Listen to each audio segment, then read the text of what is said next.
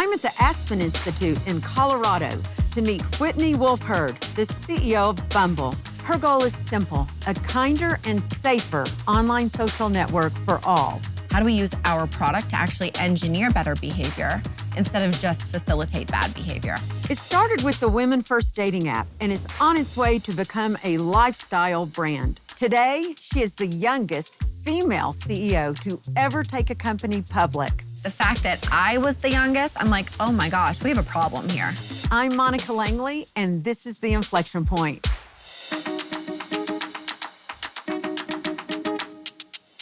Whitney, welcome to The Inflection Point. It's a pleasure to be here in Aspen at the Institute to see you today. Thank you. Okay, so you know the name of the show is The Inflection Point. That's always my first question.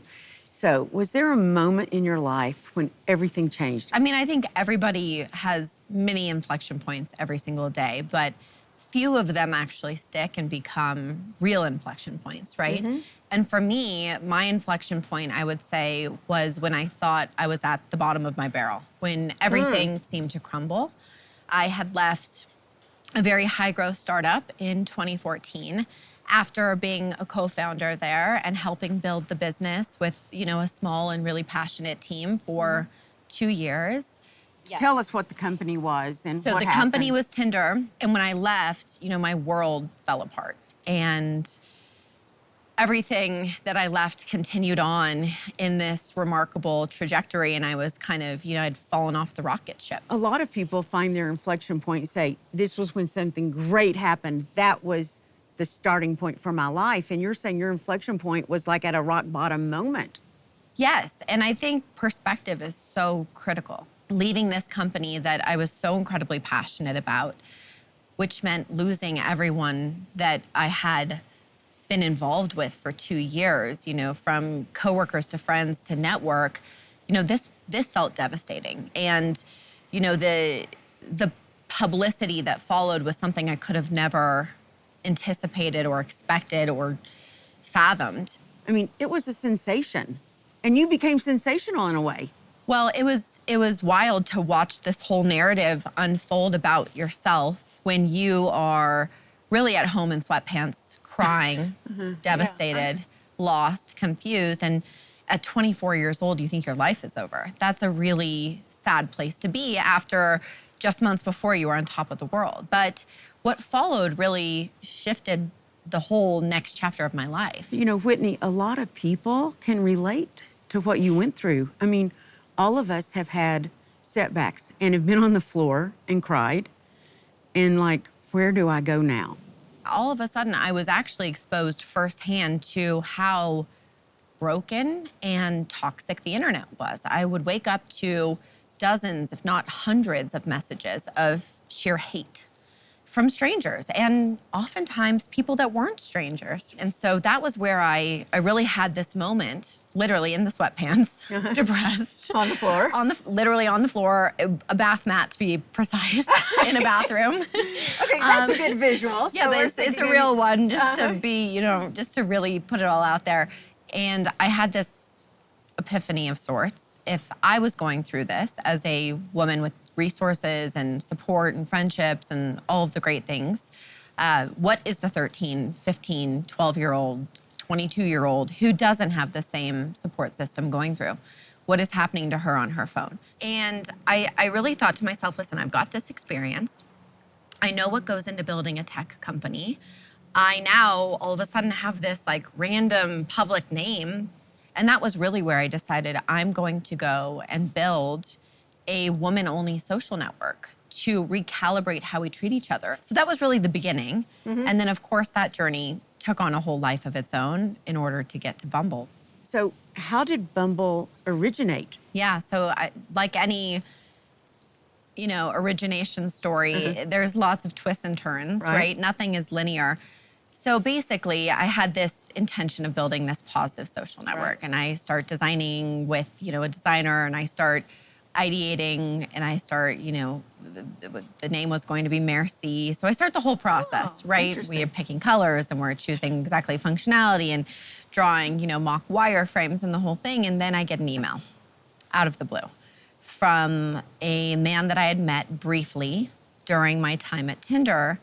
And he was the founder and CEO of a very large European dating website called Badoo. We eventually decided to sit down together, Andre and myself, and he tried to convince me to come in as his head of marketing at this European dating app.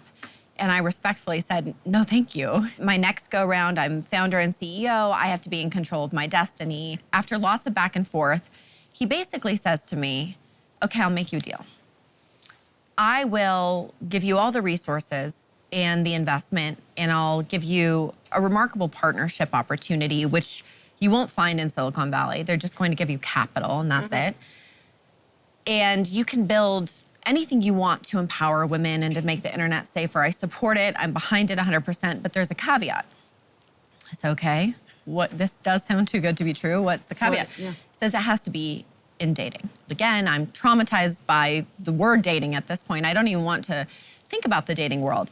And he said, no, really, honestly, think about it. So it took me a while to think about it. And ultimately, even though it scared the light of day out of me, I saw the opportunity to do something better for women. And that was really the beginning. And that was what then led to me saying, okay, well, if we have to start with dating, if we're going to approach fixing the internet from the lens of dating, what's broken in dating? Which I'm sure you can relate to. Since the time we were born, we were told you sit back, you wait for the man. Candidly, it's not fair for men because it's setting them up to be rejected. And when you really break out why the internet is so toxic, it generally comes down to this root of rejection. Someone feels rejected and they lash out. So I thought, if we could delete rejection and empower women, you don't put all the emphasis on the man going first, where he's just going to be ignored, and women have to go first. And we totally flip the dynamic of decades and hundreds of years of society's rules. Women are gonna talk first on this product. And that was really the beginning of Bumble. And that became the claim to fame for Bumble. Yeah. Women make the first move. That's right. And since then, we've evolved into a full-fledged relationship platform that is striving for healthy and equitable relationships. We allow, zero bad behavior on our product, and we've made a lot of very outlandish, as perceived by a lot of the other tech, companies, rules, right? We've set a lot of rules that nobody else has done before. And so this has really been the way we've approached business from day one, which is how do we take a progressive approach to better behavior? How do we use our product to actually engineer better behavior instead of just facilitate bad behavior? What was day one like? When you launched Bumble, what was that moment like for you? Take us to that day. It was like a small little mighty team at that point living in Texas. We had a few other team members in LA and a bunch of our engineers and product folks in London, but it was just the four of us that morning.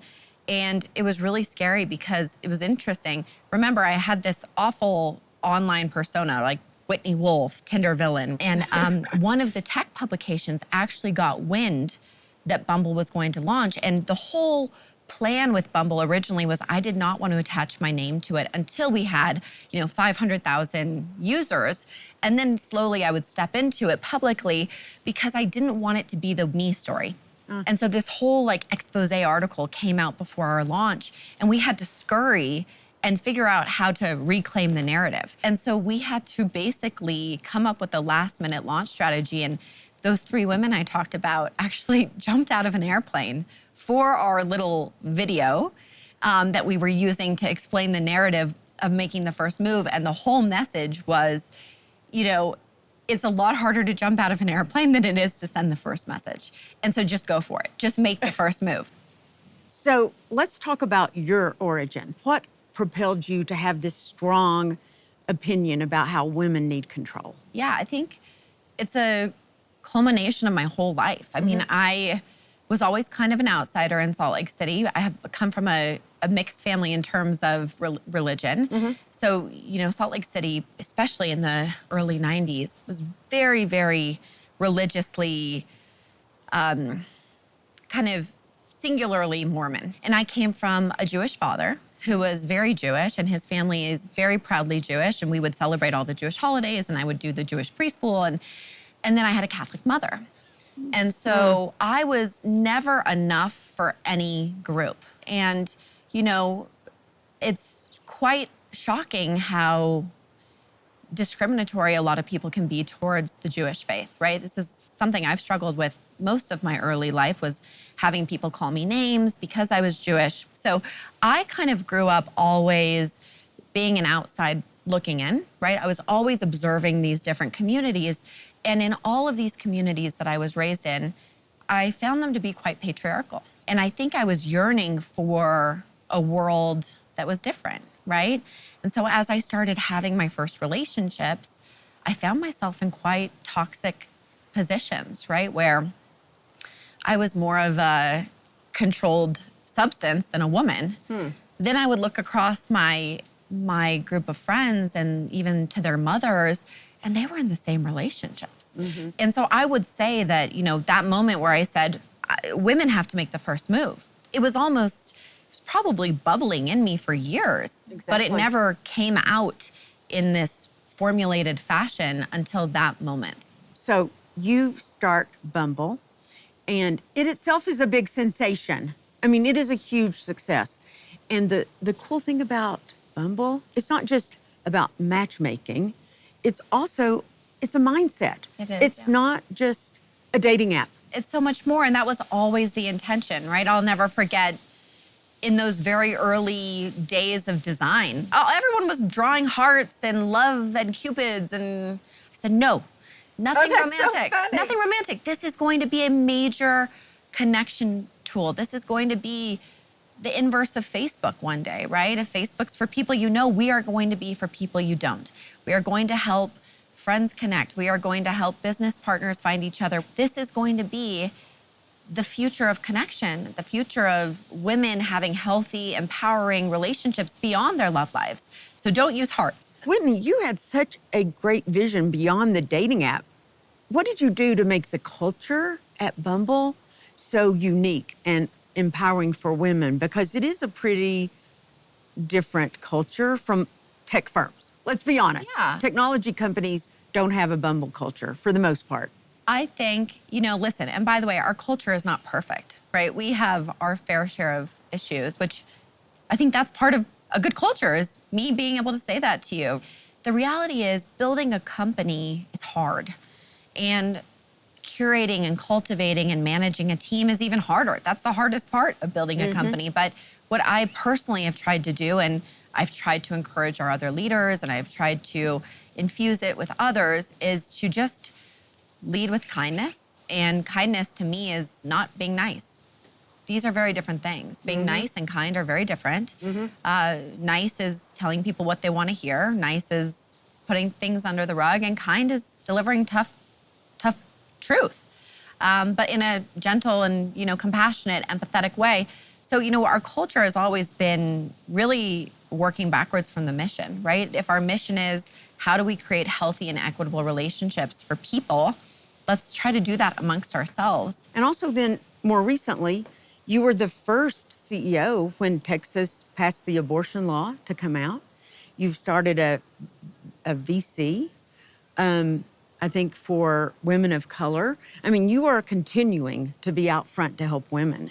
These are natural steps for us, right? We listen to the customers, we listen to the community, we listen to women around us. And everything we have done, every headline you've read from Bumble is just done as a natural next step to push our mission of women making the first move in their lives and to progressing healthy and equitable relationships for women. How can you say that women are entitled to healthy and equitable relationships if they're not entitled to control over their bodies, right? So that is a natural moment for us to take a stance. And you were instrumental in a law in Texas that it focuses on the digital world, not just the physical world. I mean, how important was that to you? So this was probably the highlight of my career to date. If you look at the internet, women will receive lots of digital harassment. And oftentimes that comes in the form of a lewd photo,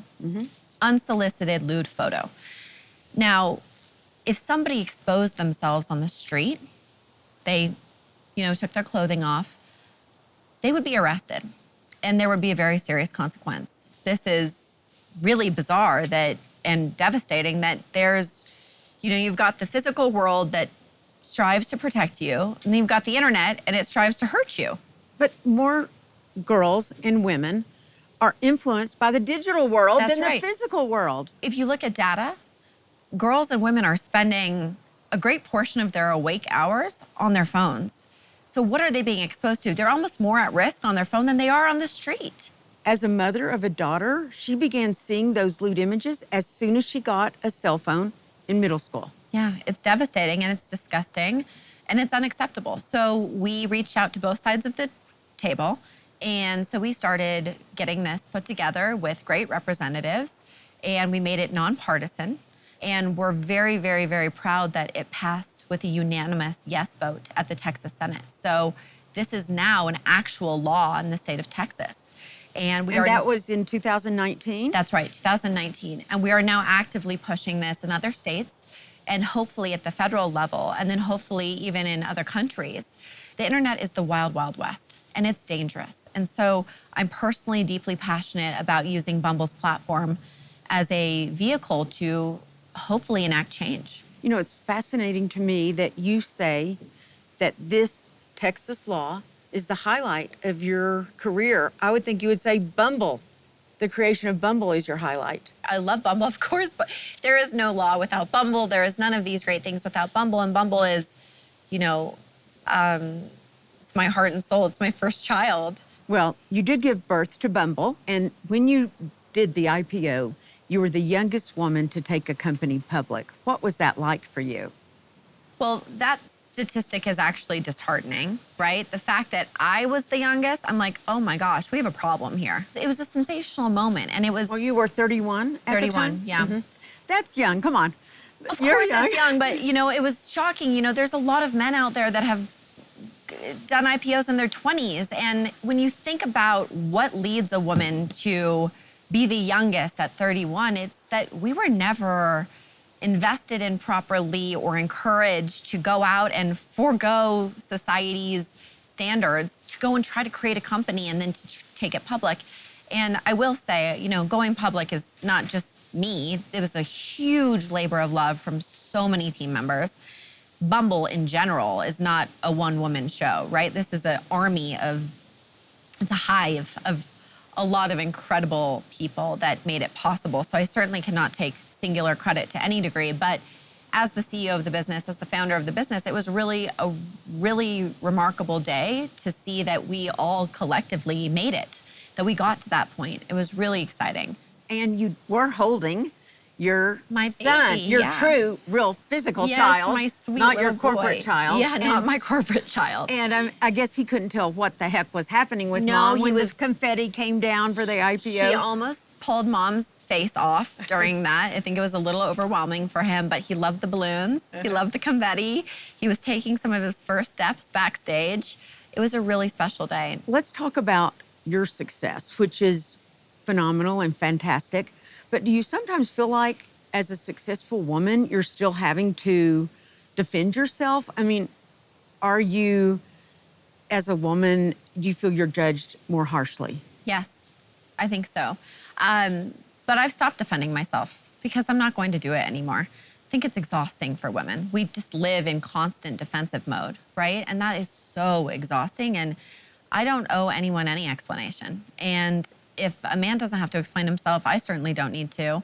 And so I've just kind of moved from that. How did you move on then? I mean, for all the women who are watching this, how do you say, okay, enough already, I've had it? We only have so many hours in the day, and women have a lot of responsibilities, and we have a lot of people that need us, families and friends, and we're seen as kind of the ultimate nurturers in the world, whether that's our teams or whatever. And I'm just only going to give my energy to the people that deserve it.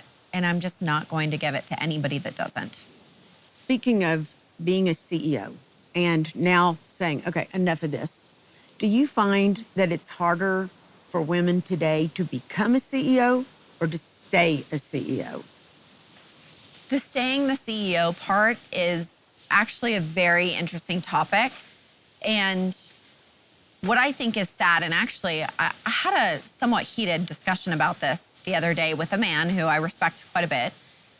It was this conversation of like, well, at some point you might want to, you might want to not be the CEO. And I said, well, I have a question for you. If my name was Mark or Joe or Johnny, do you think we'd be having this conversation? Oh my gosh. And that was the only question I asked him. And he really stopped and thought about it for a second. And he said, I don't know the answer to that right now. So I want you to go think about it, because I don't think you would have told Johnny, Joe, or Mark, or whoever the same thing. I think you might be looking at this through the lens of I'm a woman, and you're assuming I want lots of kids, and you're assuming I want to be the mom thing. And I can do all of that. And I don't need to give away my power to be able to be a multifaceted woman. And I don't think we should set that standard for other women. And that was the conversation we had. And I got, a note later saying I really appreciated that conversation and I have a lot to think about. So, these conversations are still taking place. That's so unbelievable. But it has become a phenomenon now called a glass cliff, because women can become a CEO, but they're often, by men, pushed off the cliff or encouraged off the CEO post. Oh, I'm not going off any cliff, I'll tell you that much. And I won't do it for myself and for all the other women out there. And when I'm ready to go off the cliff electively, that would be when, right? But not because of anybody else. Thank you so much for joining us on the Inflection Point. It's been so fun and inspiring. Thank you so much for having me. I've so enjoyed our conversation.